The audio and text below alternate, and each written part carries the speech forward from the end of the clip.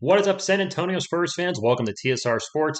I want to share an article I saw on CBS Sports today with you in regards to four players to watch during the 2021-2022 season. I can probably guess who those four players are based on the thumbnail, but I still wanted to discuss this with you, get your thoughts on it, and give you my 2 cents as well. Drop a comment down below if you agree or disagree with CBS Sports. Hit that thumbs up, subscribe for more Spurs content. Let's do this. All right, so going into the article, first one is Dejounte Murray. Here's what they had to say. The team's leading returning scorer, Murray enters this season as the Spurs' best player, which, no offense to him, because he's a really fun and versatile on guard, but that gives you a good idea of where the Spurs are at right now. So that's kind of a backhanded compliment. Pretty much insulting Dejounte Murray and the rest of the team. Yes, Dejounte Murray is a good player, but you're kind of saying the rest of the team is, which they're not. There's a lot of young potential here. Unfulfilled potential, but potential nonetheless. Of course, they go into him tearing his ACL a few seasons ago. Last year, he averaged 15.7 points per game, 7.1 rebounds, 5.4 assists, and 1.5 steals per game.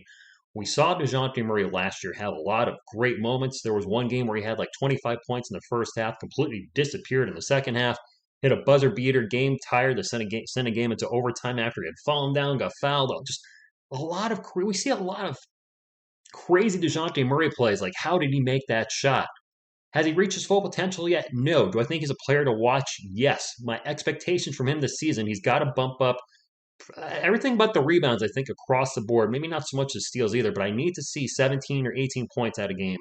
Not need, but I want to see about 18 points per game, and I really like the assist numbers to go up. He's our point guard. He's running the team. Yes, he can score, but I want him to get the ball to the other guys and get them more involved. So I'd really like to see him get that 7 mark, maybe be an 18-7-7 guy while maintaining that 1.5 steals per game. I think he can do it. It's got to happen this year. I mean, he is our guy. I think him and Derrick White probably tied for our guys, if you will. DeMar DeRozan taking off and heading northeast. Yeah, something like that. Northwest? I don't know. Bad at geography, clearly. The other player they mentioned, Derrick White. Oh, of course, everybody remembers Derrick in that huge 2019 playoffs against the Nuggets that they're referencing right there. One thing going against Derrick White is injuries. It feels like every year it's something, and lately it's been his toe every year. And when he is healthy, he clearly is one of, if not our best player at times on the court. He can score, he can shoot, he can play defense. He's a phenomenal shot blocker. So what else they had to say about Derrick White, referencing his thunderous dunk by the way, over Paul Millsap in Game 1. Since then, however, his career hasn't taken off in the way Spurs fans might have hoped. He was solid in the pandemic-shortened season and had some great games in the bubble, then was limited to just 36 games last season because of a streak of bad luck. He had off-season foot surgery, then fractured his toe, and then got, and finally suffered an ankle injury. Gosh, I forgot he had that much happen to him last year. Ooh, struggle was real. This season will be a chance for White to start fresh, and yes, hopefully, my goodness, hopefully before the season starts, we're not seeing news, Derrick White injured, may miss time, etc. And they raise a good question there. What can he do with the opportunity? He's closer to 30 than he is 20, and a lot of our Spurs roster is 25 or under, and he's on the other side of that. So is this the make or break year for Derrick White? I think it is. And if he's injured again, I know he's got the contract extension. If he's injured again, maybe we got to put him on the bench. Have him come off the bench, regulate his minutes. Maybe that'll keep him healthy. Manu Ginobili had a pretty darn career coming off the bench. But if Derrick has more injuries this year, maybe just starting is not going to be the place for him. I hope he's not injured, of course. Number 3, of course, we're getting into my guy, Kelvin Johnson, who had a pretty decent rookie season, got some actual playing time, and then started, to many Spurs fans' surprise, mine included, last season. I didn't think he'd be propelled right into the starting lineup like he did, but here's KJ right now. What do they have to say about Keldon Johnson, CBS Sports? Many fans tuning in to watch Team USA this summer at the Tokyo Olympics were probably surprised and or confused. Really, did you have to put that in there? Surprised and or confused? To see Keldon Johnson's name on the team, stop moving around the team sheet. After all, he's only played 86 games in the NBA. Okay, fair enough. And even as an injury replacement, he seemed like the odd man out on an American roster filled with our All-Stars. Yeah, you could have worded that a little nicely. Keldon, of course, was our number 29 pick first round in the 2019 draft, part of that trade with the Toronto Raptors with Kawhi Leonard, DeMar DeRozan, Jakob Poeltl. Keldon was a draft pick we got in that trade, and so far, so good. He really did impress us last season, I thought. I think he tapered down a little bit after the All-Star break. Just the brutal schedule, I really think, affected a lot of San Antonio Spurs players having so many games in a week, sometimes 4 games, sometimes 5 games. Heck, it burned me out. It burned me out as a YouTube content creator covering the team that many times a week. I finally just like, I gotta take a break and just ended up taking a couple months off. So I'm not gonna hold that against Kelvin. Man, I'm talking fast. I'm excited to talk about the team again in this way. But I think what I'd like to see out of Keldon this year, bump up to about 15 points per game, 7 or 8 rebounds, maybe 2.5 to 3 assists, and just keep bringing the energy, bring the fire. When you throw down a dunk, do your Keldon yell, get down there back on defense. Don't stand there and let your man that you're supposed to be covering get down the other end and get an easy bucket, but just bring that energy, that passion that he brings, that Spurs fans love. And I expect good things out of Keldon. The only big question mark I have with KJ going into next season is he going to be our starting small forward or our starting power forward? Maybe I'll address that in another video as a Spurs starting lineup. As you look at the roster, a lot of kind of who's gonna be where. I mean, we know Derrick White, Dejounte Murray, Keldon, and Jakob are going to start, but that number 4 spot, 3 and 4 spot, when you look at the roster with Dougie McBuckets, as you guys have been calling him, I guess that's his nickname. I don't know, Doug McDermott. What are we going to do with Thaddeus Young? We're going to try to move him before the season starts. Devin Vassell, could we start Devin at the 3 and Keldon at the 4? I like Keldon. He's my favorite player on the team, but I just feel like he's undersized to be starting at the 4. I think he'd really abuse of some other small forwards in the league starting at the 3 spot with his mini Hulk body. And last but not least, and now this one I was surprised at, with CBS Sports saying to watch this player, none other than the who draft pick for the San Antonio Spurs this year, Joshua Primo, drafted 12th overall from Alabama, the youngest player in the draft class. I believe he's only 18.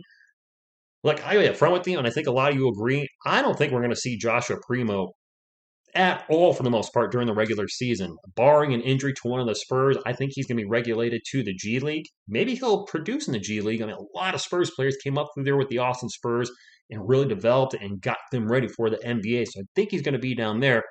But I think we're going to want to keep an eye on him while he's in the G League. So I do agree with him. He's a player to watch and not a player to watch in the NBA, but a San Antonio Spur to watch in the minor leagues, if you will.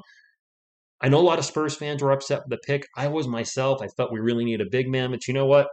This team has a history of developing players from a very young age, and we've seen so many players develop and become stars in this organization. I think they could turn this kid into something, but he's a shooting guard.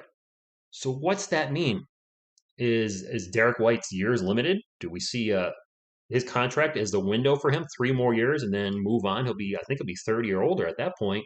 Is Joshua Primo going to be groomed to be his replacement? What about Lonnie Walker? We kind of still have that spot we've had for the last couple of years where we have a lot of guys that can play the 2 and 3. They're kind of that wingman size. And I don't. What's got with Devin Vassell? Is he got some shooting guard, small forward? Just a lot of question marks with this roster, and I'll probably do a video at that at some point because I look at this roster and I like a lot of the talent. But when I look at the roster, I don't see that guy yet. I don't see the David Robinson, obviously Tim Duncan, Tony Parker, Manu Ginobili. I don't see those guys. Clearly, I don't see those guys. Those are all-time greats for the Spurs, but I don't see the guy yet that I feel can take over the game. We've seen it in spurts from players here and there. Derek does have that potential when he's healthy. We've seen it with Dejounte. But who's going to be the guy that takes over the game this year when the Spurs are down 10 and says, hey, put the load on my back. I'm going to take us to the promised land. Do we have that guy? Or is he not on the team yet? I don't know. That's all I got, guys. I thank you so much for watching the video. If you like this type of content, let me know. I've gotten mixed feedback in doing the documentary, highlight video vids, whatever. I thought you guys really enjoy those. But you know what? You probably came to this channel because I discussed the Spurs with you. And in doing highlight videos, you can't really discuss the team. It's just watching clips you've probably already seen before at some point. This can generate conversation with you and me or you and other Spurs fans. And I think that's why a lot of you like these videos better. And come to think of it, I think that's why I like doing them better too. It's a chance to talk about the team with other Spurs fans. That's why I started doing Spurs content on this channel, so I could talk to other Spurs fans because I'm in Connecticut. Not a lot of San Antonio Spurs fans. I know one, and he lives, far away, and I haven't seen him actually in a couple of years. So I got you guys. So I think, just doing this video was a nice callback to what I used to do. I think this is the format I'm going to kind of stick with. I know this video is getting long and I'm rambling a bit. I'm sorry. But I like this format where I can kind of look at a news article, talk about what they are addressing in the article, give my 2 cents on it, but then more importantly, get your 2 cents on it. Do you agree these are 4 players to watch? Derrick, Dejounte, Keldon, and Joshua. Do you think those are the 4 Spurs we could keep an eye on, or is there somebody else on the roster that makes you go, no, we got to keep an eye on Lonnie Walker this year, or we got to keep an eye on Luka Samanic. What's going to happen with Luka? With all these forwards on the team now, these guys that are, good, but not necessarily great. What's going to happen with Luka? What's going to happen with Drew Eubanks? Zach Collins, our backup center. So many Spurs things to talk about moving forward. And, I really miss doing this video, and it's going a lot longer than I intended it to, but I'm enjoying talking about the team. And I thank those of you that kind of call me out saying you miss these type of videos. You know what? I miss them too. So I want to thank you guys so much for tuning in. And as always, go Spurs, go!